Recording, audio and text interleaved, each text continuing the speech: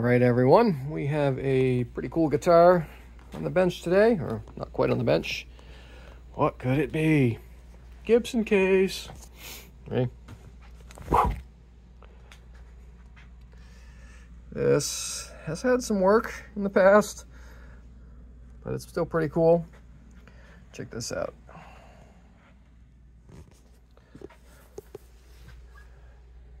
Not bad, huh? All right, let's get over the bench where we can see better. Okay. Is that a break? Has it been broken? I mean, yeah. Huh. All right, well, that's okay. Just makes it more of a Gibson, right? We think this one is a 1970. That's what I was told. It's got the little volute. Pretty cool. This is just in to do a setup, clean up, make it play better. Action's kind of high right now.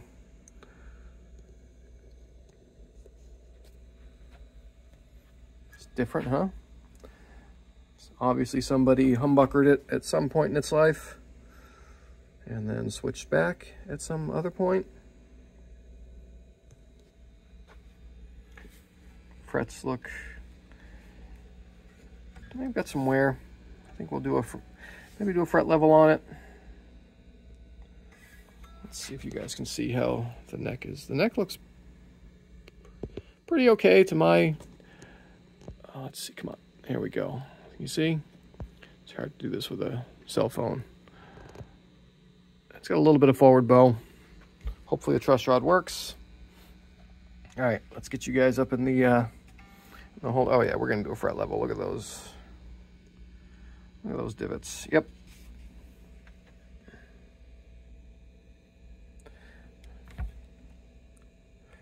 All right, well, in the hole do you go. Pause. All right, we're back. So let's get the strings off, take a look at things, get it all taken apart, cleaned up. I wish, it's a shame they did that, you know? I can't believe somebody said, oh, that'll look better. But that's okay. And for those of you that are, you shouldn't talk bad, I'm not. It's just unfortunate. Calm down.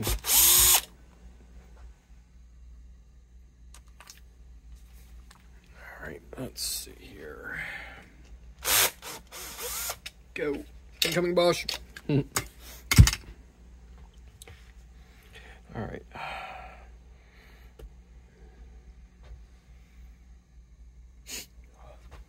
Okay, let's, we don't want this here, that's not this. All right, string clippers.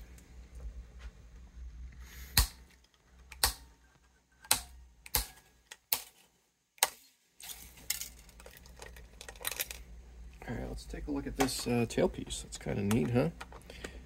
I think I had one of these on one of my Les Pauls at one point. Might have been the one with the fine tuners, though. Yeah, it had the fine tuners. Interesting. All right, that's kind of neat. And we have, that looks like a Shaler. Made in Germany, y'all.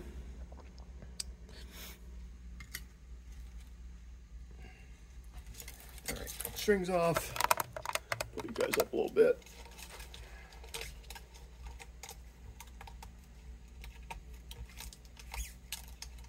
Sorry, you couldn't see me taking the strings off.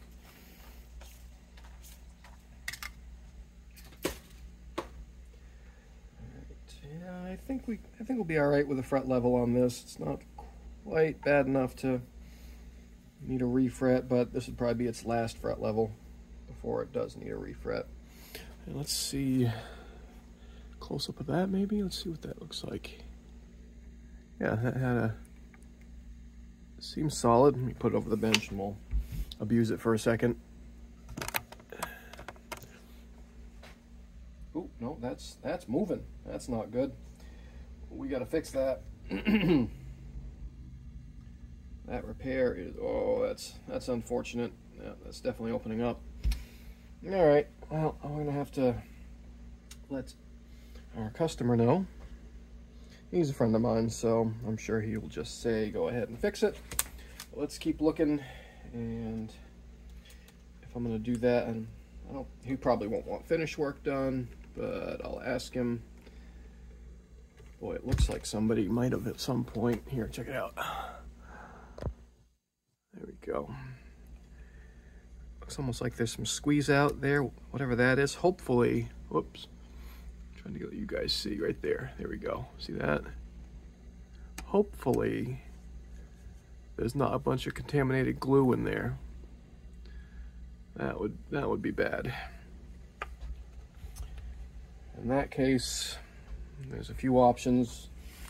Wood glue, if there's glue already in there and it didn't hold, wood glue is not the answer. It won't glue to itself or other glues very well. Epoxy would be an option. Breaking it the rest of the way off and cleaning it out would be an option, although I don't want to do that. Oh, that tuner's almost dead. Different ones on each side. These are the old ones, those are new ones. So. All right. Still working for now though. And of course there's super glue for this.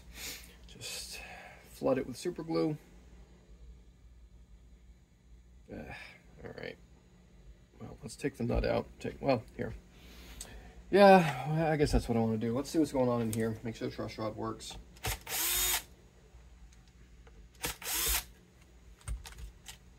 Looks okay. It's not like all smushed in there like somebody was cranking on it. No washers, no dumb stuff under it. By the way, if you think you have to washer up your truss rod, that means something else is going wrong.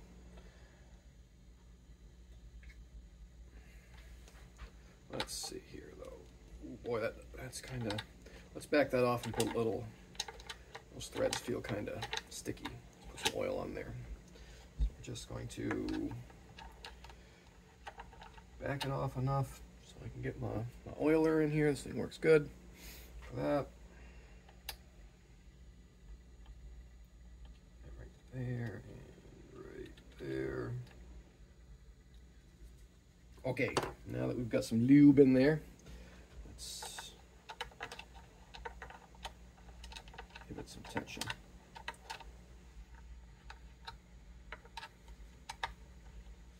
That feels a lot better. Yay.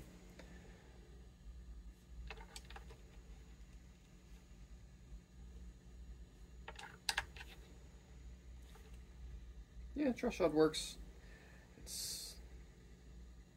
Yeah, I'd say we're good. All right, I guess I should. Let's see what's going on in here. The customer asked what this does, and I'm not sure if it does much of anything. So I think he wanted to see if it did anything. It probably was a coil tap for whatever humbucker was in there. And it probably doesn't do anything right now because I believe these pickups are single conductor. What do we have? What is going on? Yep, I was right. Here we go. You guys can see in there.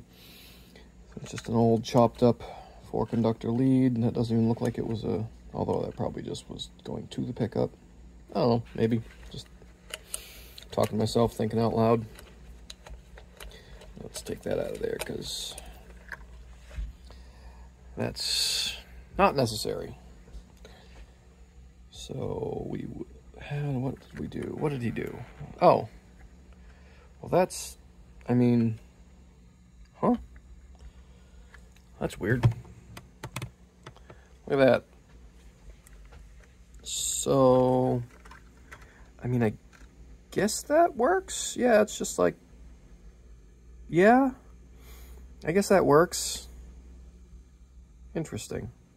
Huh, all right, well, we'll wire this thing to standard, to factory. Clean up this, there's some crappy solder there. Let's see, I guess we should see if these pots even work. How noisy everything is, they need to be replaced. jack doesn't feel great. All right, swing out. There we go. Why is that looking so dark? That's gold tops mess with the phone camera for some reason. All right, okay, do this. They both work.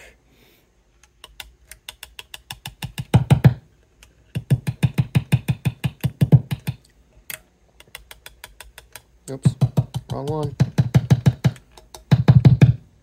Well, that one's got some output. All right. Cool. Let's see what's under there. Let's see if this is the actual Gibson. It looks like a Gibson.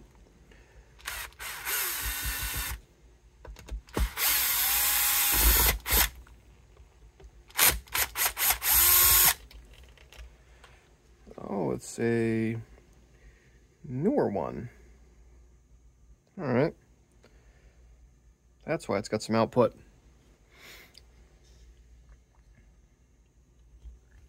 All right, well, let's put her back in there. That's fine. I was never a huge fan of mini humbuckers.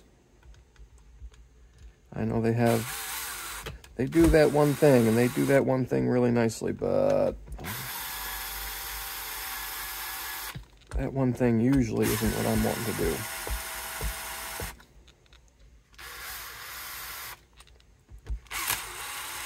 Even though I have a guitar with mini humbuckers. Right. Cool. I want to think my customer said that this one's original. It looks original. Yeah, I'm not going to take that one out because I can tell it is. Original screws, those are there. I don't want to mess with that one. Okay.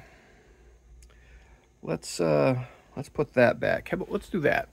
Let's do that little job first, and then we will get a hold of our customer just to double check. Let him know about that headstock brake. But he definitely wanted this sorted out. And yeah, it's a little bit extra. Got a little extra wire in there. I wonder why my guitar is noisy. Sorry, morning coffee. All right, I gotta get a pot. Be right back. Pause. Okay, let's get our parts and pieces. First, let's hose down these pots, get all that crap off of there. Give them a little shot of deoxit. I'm gonna change that jack too. That jack feels like crapola. So let's take that off.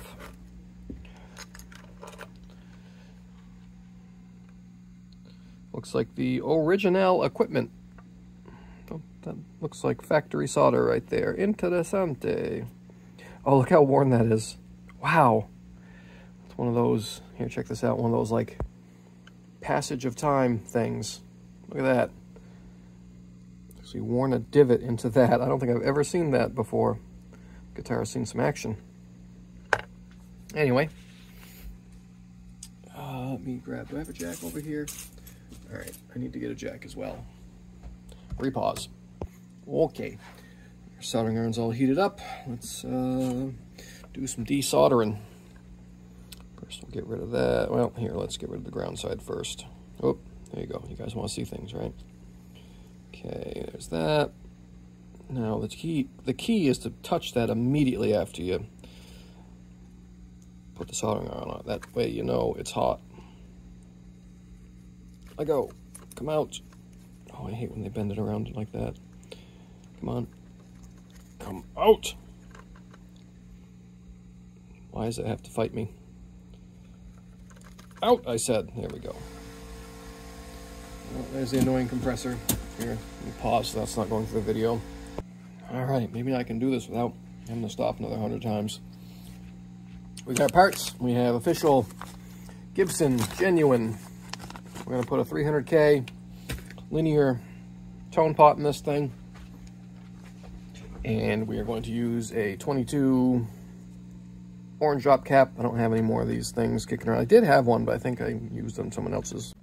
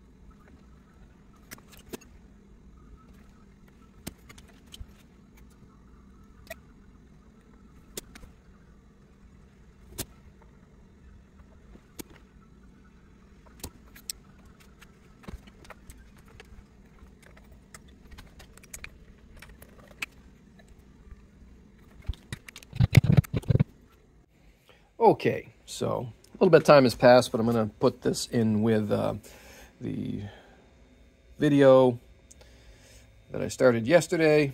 I didn't get a chance to get back to this one at that point, so I think you guys just saw like a time lapse on me soldering up the controls here. So let's see what went on.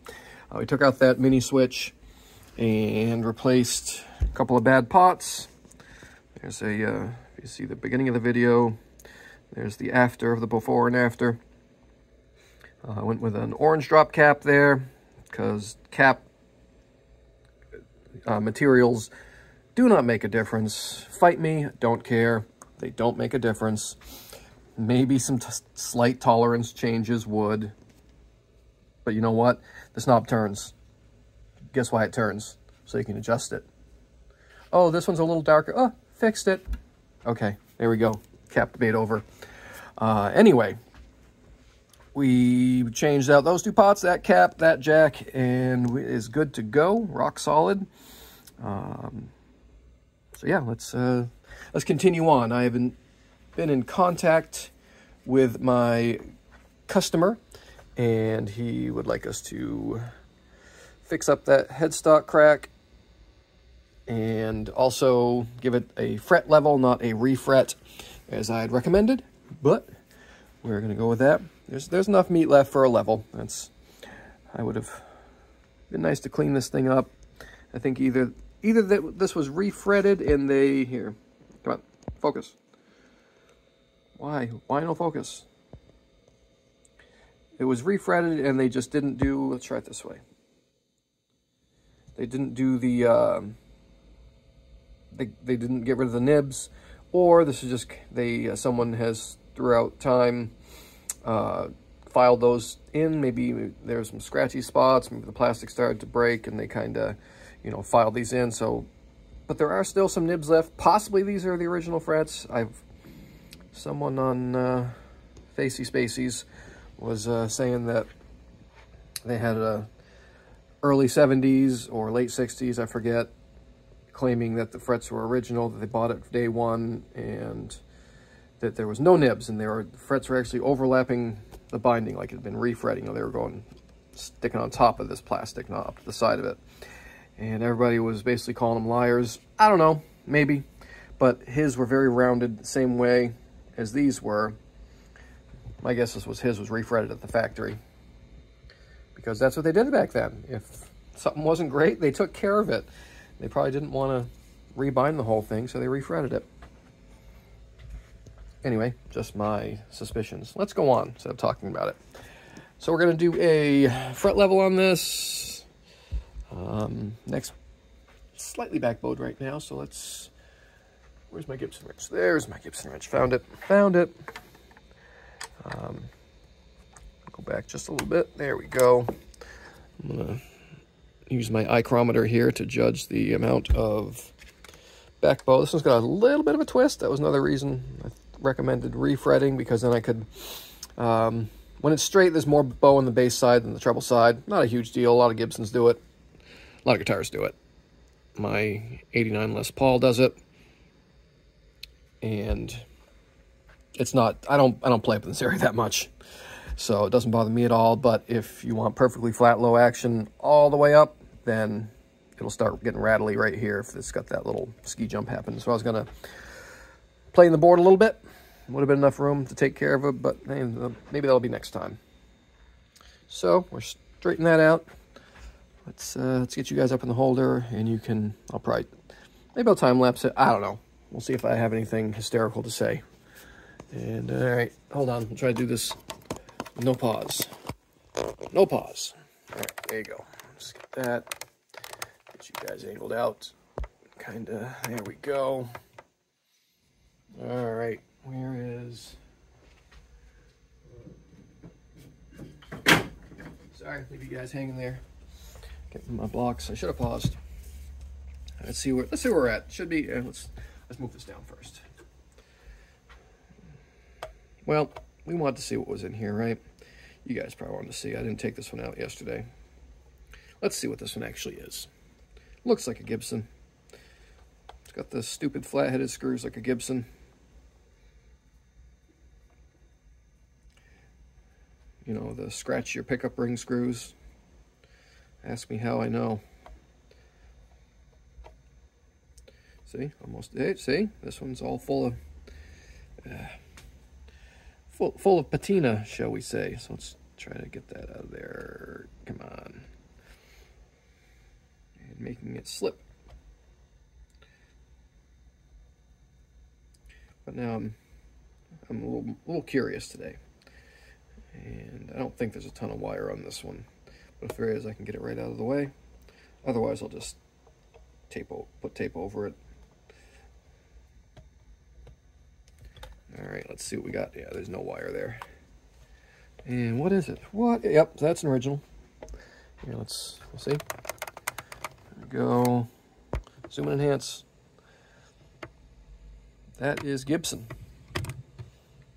That's cool. The guy who owns this, pretty much, I think he said he only plays on the neck pickup. So that's cool. It's got the original for the neck pickup. Look at that. Oh, look at that. Short tenon. Yeah. So this, see that? We have a gap. This is an old one. Neat. The old mounting brackets. I think these, that looks like steel. No, I think they're aluminum in the, yeah, that's neat. Pretty sure I've seen some that are aluminum, because you can, when these holes strip out of those, you can kind of take a hammer and bash the sides and get them to line up, get them to catch again. A little tip there for you guys, if you ever run into that. Often these holes are stripped out on these things. And yeah, take the bar out, set it edgewise on something sturdy, and tap on the ends with a hammer. You can peen that metal in, rather than having to find something else, make something else, or tap it for a bigger one. You know, you can just make it work, right? Let's get that started. And these things, for those of you who don't know, I should have showed you, but there's once they set these, and these old ones, they solder the a nut to the underside as like a spacer between this pickup ring and that pickup. So you can't change the height difference between that and that. They basically make the pickup ring kind of part of the pickup. I mean, you can, but if sometimes those things come apart, or screws break, strip, whatever, you have to sometimes, but they weren't supposed to. Let's give this thing a little bit of a clean up. Get that plastic that's sticking out that far, get some of the crud off it. Don't worry, that's not tone crud. We'll get the tone crud off later when I buff this thing. But it looks cool dirty. No, it doesn't. It looks dirty dirty. It looks cool used. Patina is different than crud. You know, here, swing out it. Yeah, it does have some cool patina. Look at that. It's pretty neat the way it's checking. Look, we're not getting rid of that. Don't worry. The green around the edge of the knobs. I have to find this guy another knob, or he's gonna have to find one. This one looks newer than these two anyway, so it's, look at that. Look at the green around those. Check that out. Look. That green ring. That's cool. That's hard to fake. All right. Okay. Swing it out again. All right. Let's put this back down low and drop it down below the board so I won't hit it, hopefully, with the sanding block, because that would be bad.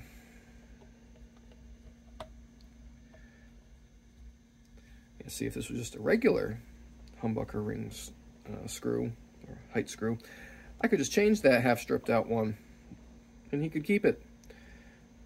It's a one that functions, but no. It has to be all one piece. All right, that's good. Let's throw a little tape over that just as insurance, because it's still a little close. Looks like it would hit the screws first. They're sticking up a little bit more, but this at least gives you a little bit of a warning. It's not going to save you from scratching a pickup, but if you just touch it, you'll see. Hopefully you'll stop. Let's, here, a little tip.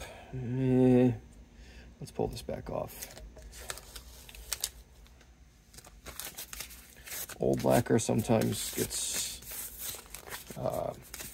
angry at masking tape, so what I'm doing here is I'm basically sticking it to my shirt a few times, making it a little less sticky. I know there's quick release tear, easy release tape, but this is what we have. So this is what we're working with. So that's what I do, especially on older.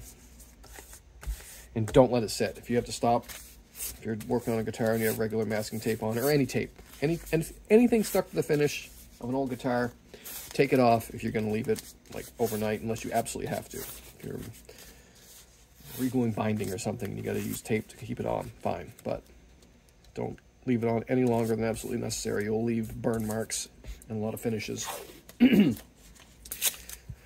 We shipped a guitar back to Guild once, and they got real mad at us because we forgot and taped a hydrator inside it. And they said they had to spend a lot of time buffing it out. I wasn't too sad about it. I mean, that's what I do all day long. They can buff guitars. But their point was, don't do that, because it damages finish.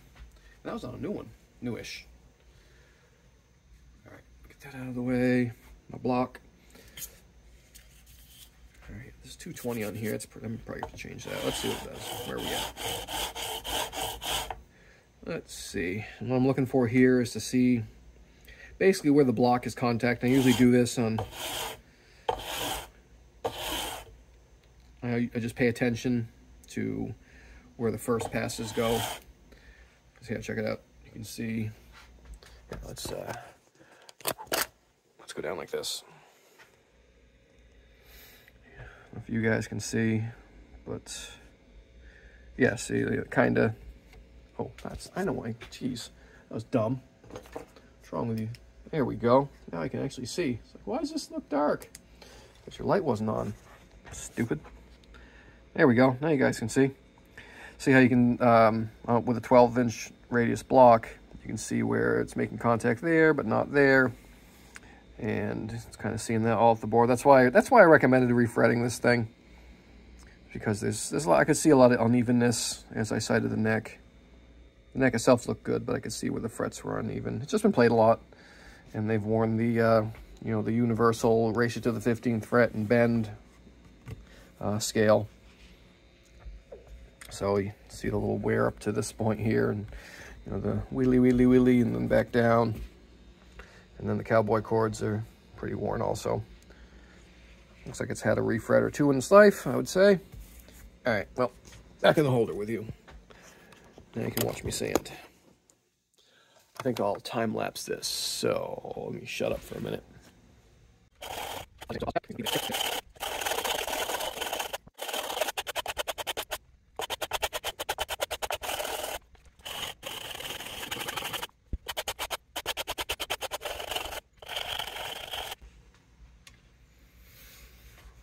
All right, so we're back. A couple things. One, I forgot that I'd pulled on the nut yesterday, and it came right out. But check this out. And now it fell on the floor. But it's got, that's what you call tone cardboard under there. So at some point, probably nut slots wore a little too low, and somebody stuck that under there. That's what you want. That'll improve your tone. You want a soft, porous material. That definitely transfers vibrations, right? That's how it's supposed to work? No. So probably it'll be good now. I'll clean this up, and I bet if I clean that cardboard out with the new height of the frets, it'll probably be accurate. If not, we can replace it. I have some Gibson nuts. I could make a bone one. I might ask our customer what he wants to do. But, yeah. Also, a lot of guys, when they do this type of work, are under the impression when you do fret work that and it's what I heard when I started, this is the correct way to do it, right? Right? So everybody's told. Long passes. Just one, just like this, right? That's wrong. I'll tell you why. When you're doing a fret level, why? You're usually doing a fret level. They're worn, right? Where are they usually worn? I know some of you guys tech for Ingve, and somewhere up here, everything's worn down more. Fine. Most people's guitars, down here is where it's worn. So if you do long, even, you'll get them in the same plane with each other. They will be flat, but they'll be angled upward. You ever do a fret level and it's still buzzy? Put a straight edge on it, still buzzy. It's because you've been making, as an exaggerated motion, here, so you can see it you've been basically doing this and making a slope, because these are already missing a lot more material. So when you're removing material from something that has already lost a good portion of its material, what do you think happens? It drops faster. Also, there's more of them up here. Think about that for a second. If you're using a thing and take it down to minimals, if you're filing down 2 frets versus 8 frets, which one are you gonna be able to file down faster and with less effort? This holds up your block more. So that's why I generally do like a 3 and kind of like that. And then I'll do a couple like that just to keep things, don't want it to like dig a hole. But for me, that's how I've gotten the best results out of fret leveling. Also, this one I was kind of leaning into this a little more because it does have a little bit of a flip up there. So I was intentionally doing that here. But that's a case by case. All right, I think we're looking pretty good. Hey, let's do that and do that. There we go. They're pretty flat right now. Hoping I got enough room in my fret file to contact them. They're pretty low, but I think that's about it. I think we're gonna find out in a second. Some were just barely, like these right here, just barely took the divots out. I can still feel the edges are actually like, they kind of wave in and out because the edges kind of wave in and out because I'm so close to the ridge of the fret. Anyway, I don't want to take them down any lower than I need to. And this will be another time-lapse section, time-lapsed, because this is boring. Anyway, stay tuned. Oh, first I'm going to blow all this crap off of here. Air gun in the workshop. Best thing ever.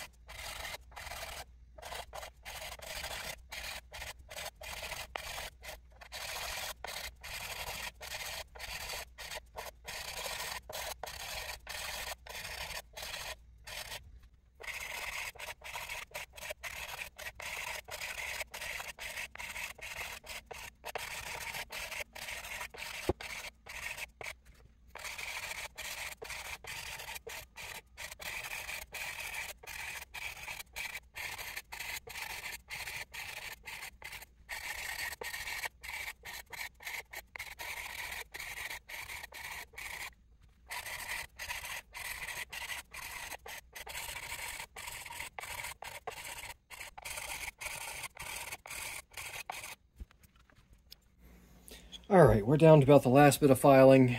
I had to turn the guitar over because, you know, even back then Gibson liked to put this switch right in the way, and I didn't want to take it out.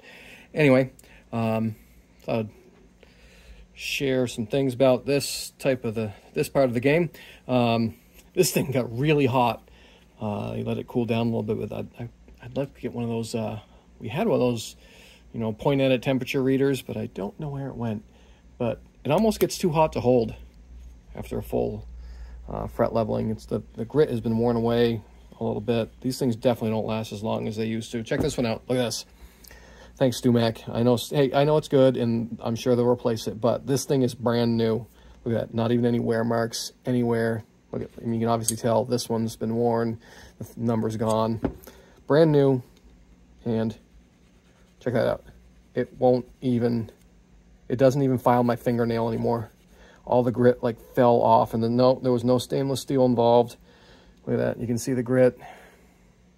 Here, zoom in. You can see it's got grit there, and then it just like gone. And back to grit. Look, see, there's some grit there. It completely fell off for $130. I'm gonna send it back. They'll make it right, but it's a bummer that that happens.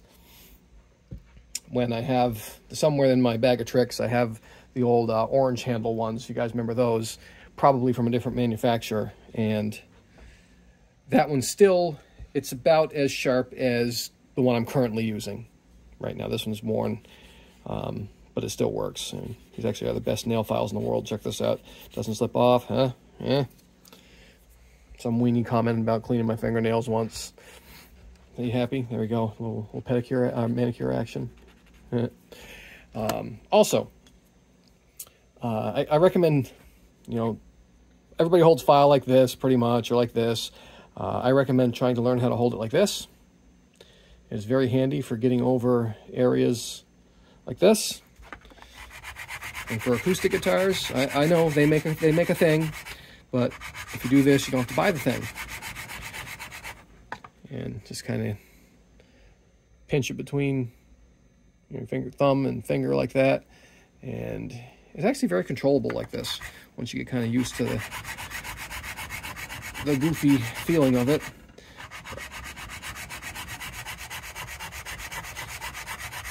Man, these things were, see how much sanding I had to do on this thing, or filing. This thing was super flat. Some of these are going to be down to the, it's like the fretless wonder kind, because some of the areas the file was bottoming out on the board. So there, that was it. It's the last fret level this thing can get, and still be able to crown it. I mean, I guess you could level it without doing any crowning. But yeah, definitely next job for this one is going to be a refret, if and when it needs it. I'm not sure if this will be an everyday guitar for our customer, but oh man, so much filing. All right, probably just time lapse the rest of this. Now that I'm done yakking. All right, carry on.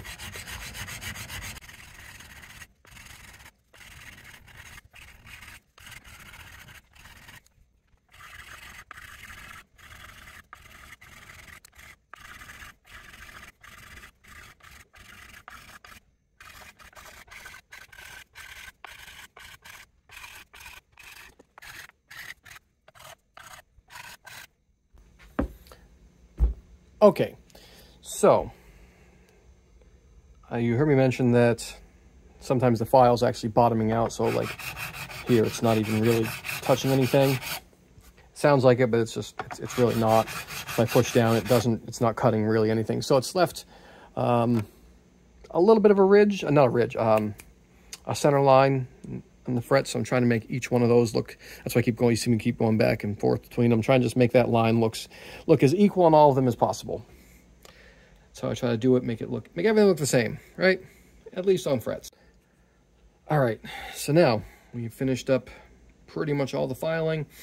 You see me doing this, like cupping my hand. What I'm doing is, I don't know if you guys can see from that angle, but I'm using the light to see where the line still is.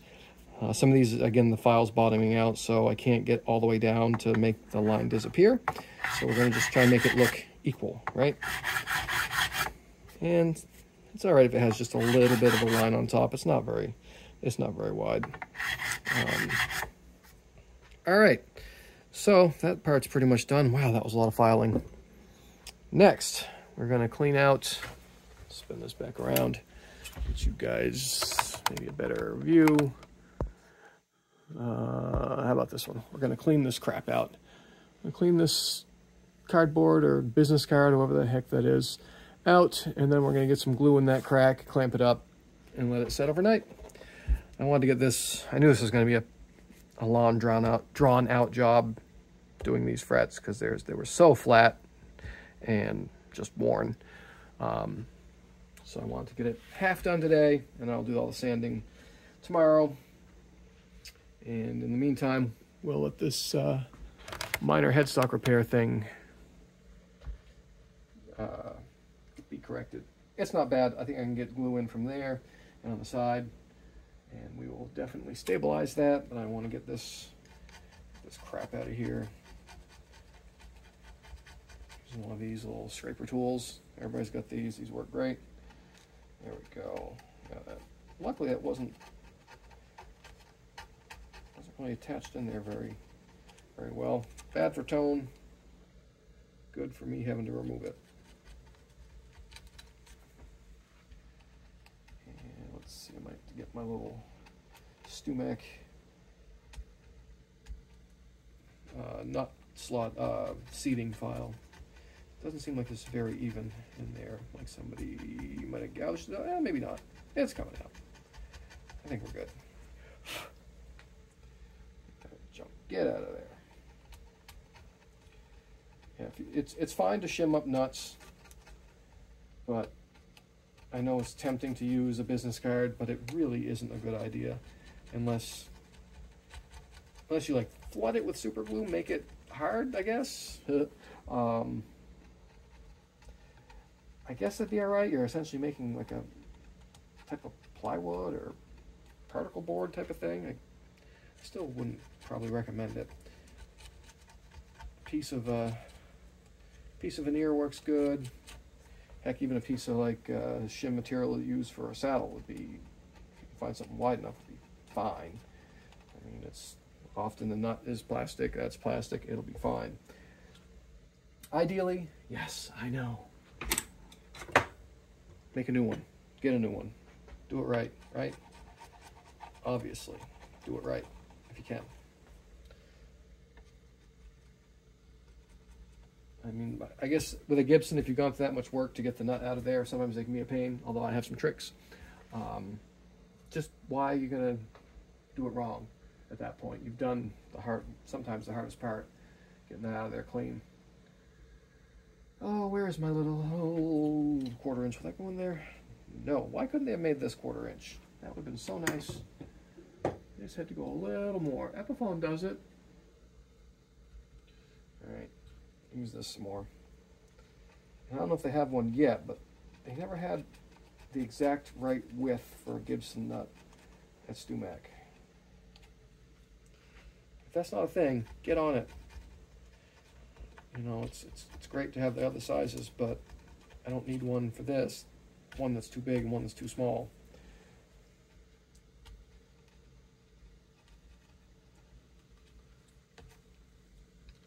If I could have a thicker one machined down or ground down without ruining it. Maybe. Alright, that's not so bad. And let's see. Yeah, that moves a little bit.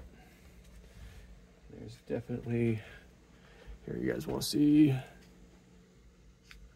Let's get you so you can see this angle. This angle, and we'll swing way in, like right there. There it is. See that? Right there, that crack. See it opening up? Right there, you can go right along there. So, we're going to do with that. I looked at it with a magnifier and I couldn't see any glue inside it, so I think it's just one that had never been fixed. So we are going to get some thinned out wood glue in there, and then as much as we can of the full strength stuff, clamp it up, it'll be good to go. Pre-broken, genuine Gibson. All right, pause. All right, we're back. We have some Tight Bond Uno, Original, and a little bit of water in this little dentist style shot glass. And you really don't need much. That's probably too much actually, but we'll mix up a lot of glue. Why not?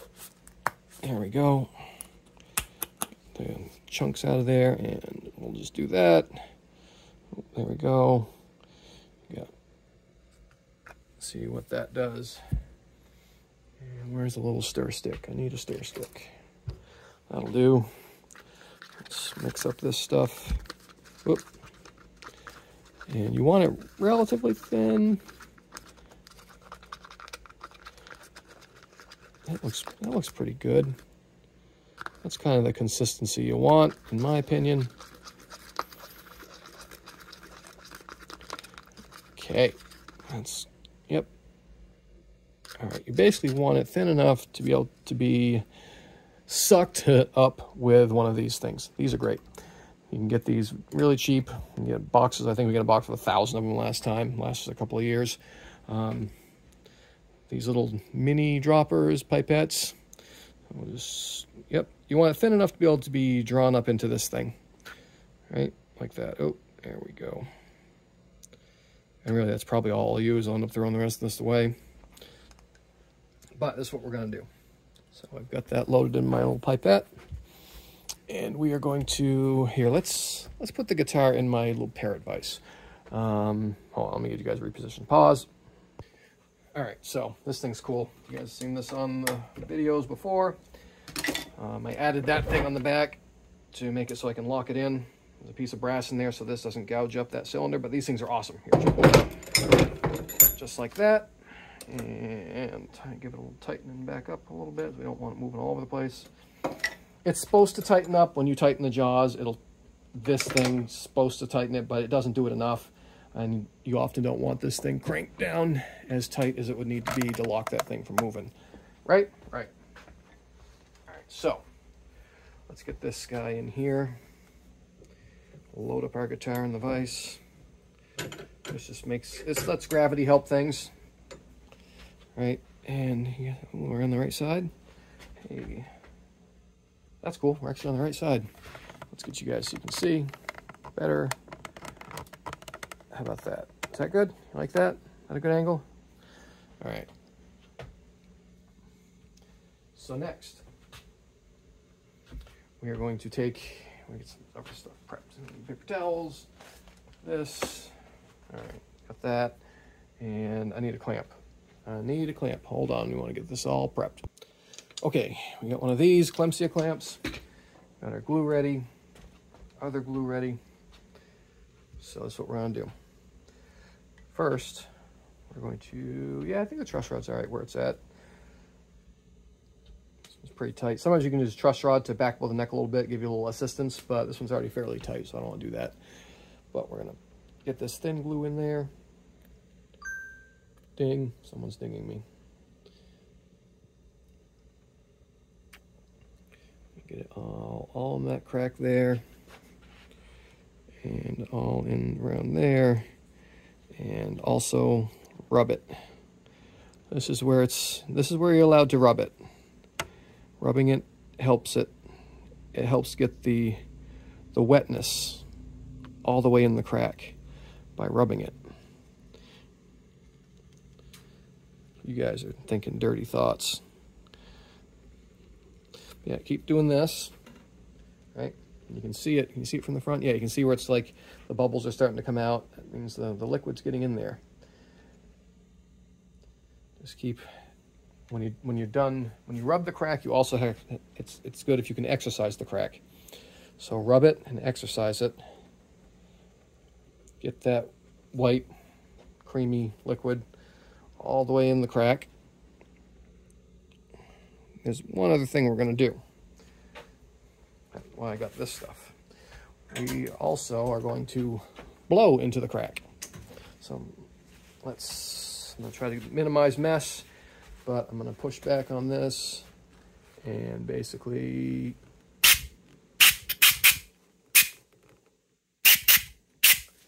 and what that does is hopefully it forces, oh yeah, see it came off the edge there, that's good. That's what you want to see. Now we're gonna do some more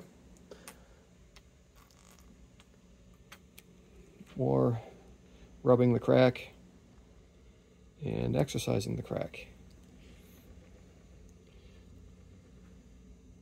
Usually you get paid to see people rub the cracks. Here I'm giving it away.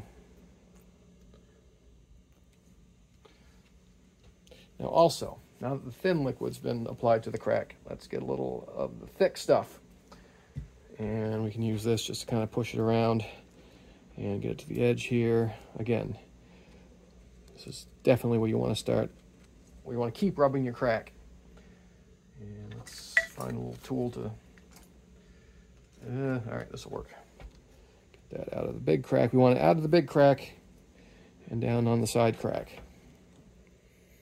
Okay, keep rubbing your crack the whole time. All right, now I think our crack has been rubbed and filled enough.